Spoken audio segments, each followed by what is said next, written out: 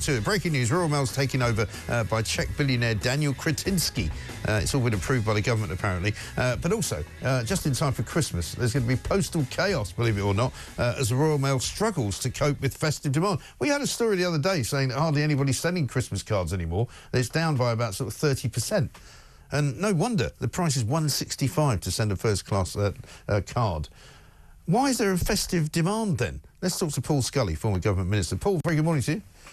Morning to you, Mike. Great to see you. Good to see you. Well, greetings of the season. I'm going to start saying that now because it feels like we're getting into the, Christmas spirit. Any concerns about this guy, Czech billionaire Daniel Kretinsky, running the post office? Well, not for me. I met him once when I was Post Minister. We had lunch together in Parliament and we discussed his because he already has an interest in the Royal Mail. Right. And he was talking about that before he launched his bid more recently. And he seemed to be a relatively straight to down-to-earth sort of guy. The checks that have just been done, that Jonathan Reynolds has seems to reported to have confirmed, all the security checks of the looking at national security when you have foreign ownership, big company or like that. But it's about time, because one of the things that you're seeing at the moment with this festive collapse in delivery, if you like, is partly because they just haven't invested enough. If you go into the sub-post in the sorting offices, they're still the same as they were sort of 50 years ago, which running space. And so if you've got a load of parcels in there, which is where the money is, frankly, as well, and that's what people want, then there's just no space for anything else. They just fall out of letters and parcels. But I wouldn't have been under the impression you could make much money running the post office, can you, or running the Royal Mail?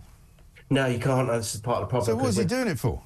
Well, no, I mean, I think if you look at postal services, parcel services, you can make money. You can't make money out of, or very difficult to make money out of letters. Right. There's a universal service obligation that the government sets at the target that they have to deliver, and that's what they've just been fined £10.5 million for. They're supposed to deliver 93% of first class, 98.5% of second class time, but they're nowhere near that target at the moment. It needs that investment. I mean, given that it's $1.65 now for a first-class stamp, which I only just discovered this weekend, I mean, it's an extraordinary amount of money to post a letter, isn't it? It is, and that's only the small letters. If you get big letters, you remember a few years ago they changed the system. That little letterbox thing in the post office that you have to try and put your letter through to see if it's a large letter or a small letter. It's very complicated. And sending letters in general has halved over the last 15 years. And but this is what I'm saying. I mean, they're now talking about postal chaos over the Christmas period because they can't handle it. But there's a lot fewer people posting stuff than there used to be. So why has it got so bad?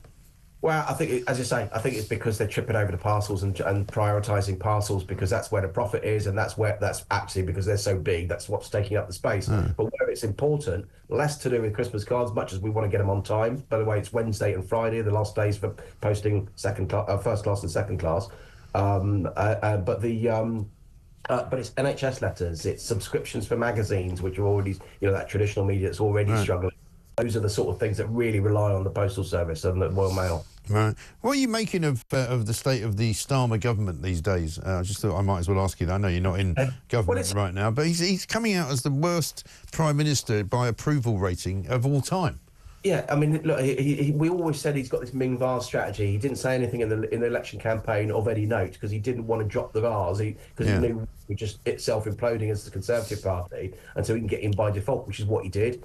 And he's got very little support. He got in such a narrow vote share, if you like, although lots of them.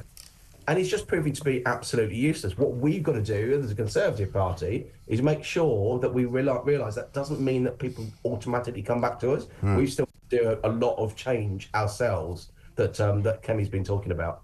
Yeah, absolutely right. Paul, we've got to run. Sorry, we'll get you on longer next time we do it because we're almost out of time. Paul Scully, former government minister, there on the news that the Royal Mail is going to be taken over by Czech billionaire Daniel Kretinsky.